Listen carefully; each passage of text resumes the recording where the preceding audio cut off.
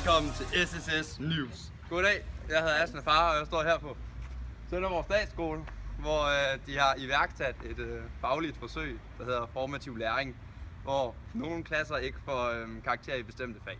Og det skal vi se på, hvordan det påvirker eleverne. Hvad synes du om projektet om at fratage karaktergivningen? Jeg synes, det er en rigtig dårlig beslutning, fordi jeg synes, karaktergivning er en rigtig vigtig del af undervisningen. Og personligt så sætter det også meget mere i perspektiv, så jeg kan meget bedre se, hvor jeg ligger henne med en karakter. Jeg synes, projektet om at afskaffe karakterer er en god idé, fordi jeg kender nogen, der ligesom er droppet ud på grund af det høje karakterpres, det giver. Så det kan jeg godt forstå for, at det giver et karakterpres, der burde det ikke være der. Hvad er din holdning til karaktergivning? Jeg synes, at karakter er en god ting, men der er noget, der er meget vigtigt, og det er glæden ved at lære noget. Og det er faktisk for mig meget vigtigt end karakter. Føler du, at eleverne bliver presset af at få karakterer?